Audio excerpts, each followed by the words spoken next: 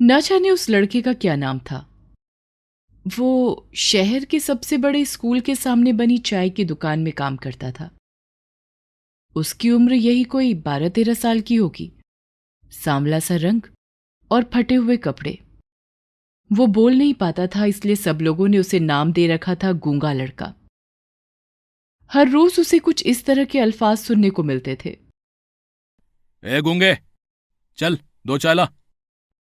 ए गूंगे, चल टेबल साफ कर। और वो बेचारा गरीब चुपचाप अपने काम में लग जाता।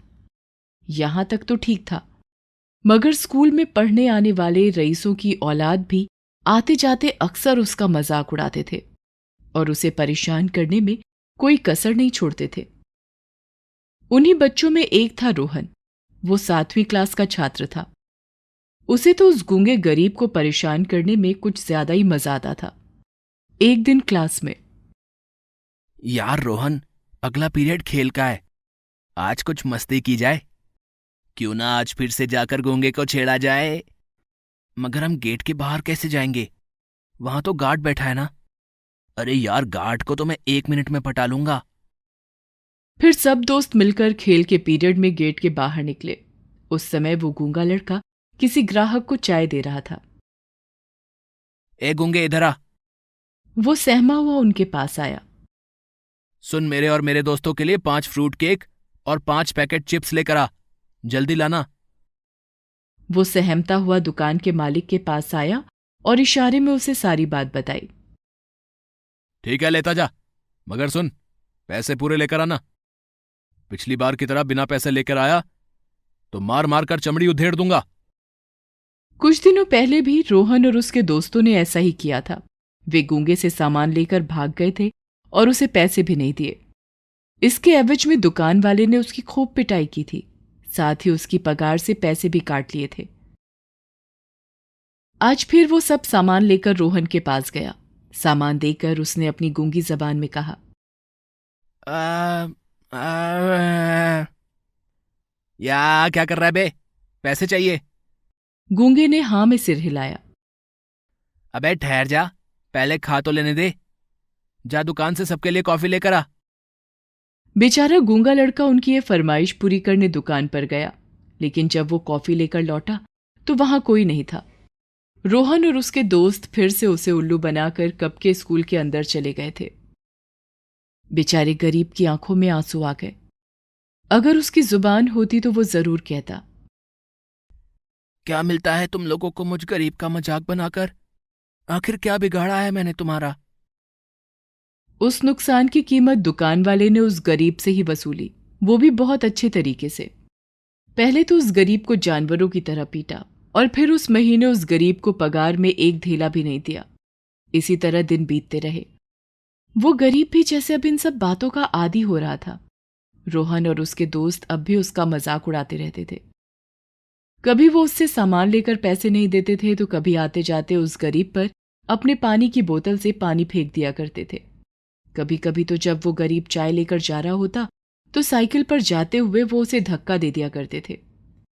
बेचारा गरीब चुपचाप मार खाकर और अपनी पगार कटवाकर इन नुकसानों की भरपाई करता रहता था।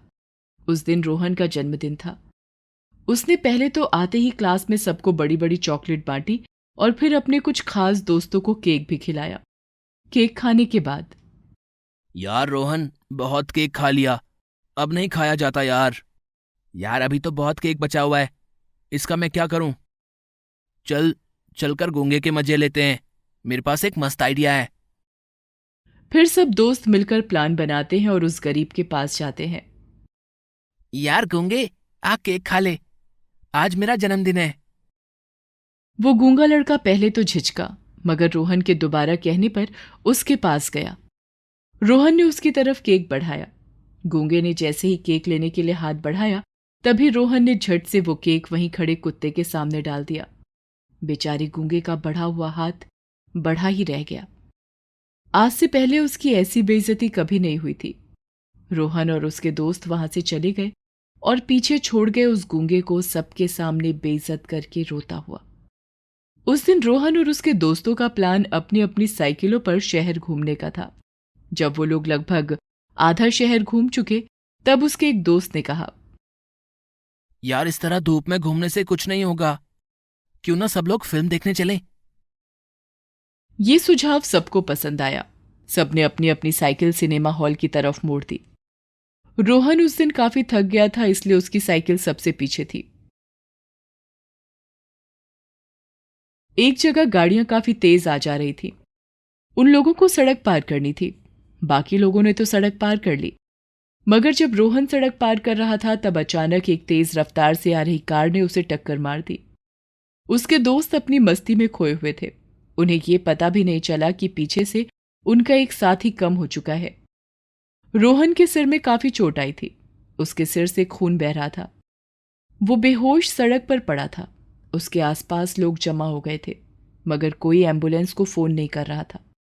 सब बस तमाशा देख रहे थे। तभी वहां से गूंगा लड़का गुजरा।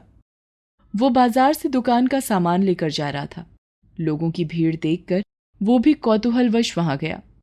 वहां उसे रोहन बेहोश दिखा। रोहन को इस हालत में देखकर उसका दिल कांप गया। वो जल्दी से भीड़ से बाहर निकला और वहां जल्दी से एक ऑटो लेकर आया। फिर लोगों की सहायता से रोहन को ऑटो में लिटाकर बड़ी मुश्किल से अस्पताल पहुंचा। अस्पताल में काफी घंटों बाद रोहन को होश आया। उसने अपनी आंख खोली तो उसे उसके माता पिता और वो गूंगा लड़का दिखाई दिया। उसकी मां की आंखों में आंसू थे। अब घबराने की कोई बात नहीं है। अब रोहन खतरे से बाहर है। माँ, ये गूंगा लड़का यहाँ क्या कर रहा है? चुप कर रोहन। आज अगर ये गूंगा लड़का नहीं होता तो तू भी नहीं होता। तेरे मतलबी दोस्त तो तुझे सड़क पर मरने के लिए छोड़कर भाग गए थे। इस गरीब ने, जिसका तू रोज अपने स्वार्थी दोस्तों के साथ मिलकर मजाक उड़ाया करता था, इसी ने तेरी जान बचाई है। इसने ना सिर्फ तुझे यहां पहुंचाया बल्कि तुझे बचाने के लिए अपना खून भी दिया है। अगर आज तू जिंदा है तो सिर्फ इसकी वजह से। हमें स्कूल के गार्ड ने सब बता दिया है कि कैसे तुम लोग इस गरीब का मजाक उड़ाते थे। रोहन की आंखों में आंसू आ गए। जिसे वो गरीब फटीचर समझता था, उसी ने उसके जन्मदिन पर उसे सबसे बड़ा और सबसे कीमती तोहफा दिया था। जिंदगी दी थी उसे। वो रोता हुआ उस गरीब से माफी मांगने लगा। मुझे माफ कर दो मेरे भाई। मैं तुम्हें कितना गलत समझता था। अगर तुम नहीं होते तो मेरा क्या होता? मैं अपने बर्ताव के लिए बहुत शर्मिंदा हूं। रोहन के इतना कहते ही गूंगे लड़के ने रोहन को गले लगा लिया, क्योंकि उस गरीब की वजह से ही रोहन की जान बची थी। इसलिए रोहन के माता पिता के लिए भी वो बेटे से कम नहीं था। उन्होंने उस गरीब को गोद ले लिया और उसका नाम रखा आलोक। अब आलोक की भी खुशी का ठिकाना नहीं था। उसे एक परिवार मिल गया और रोहन को एक भाई।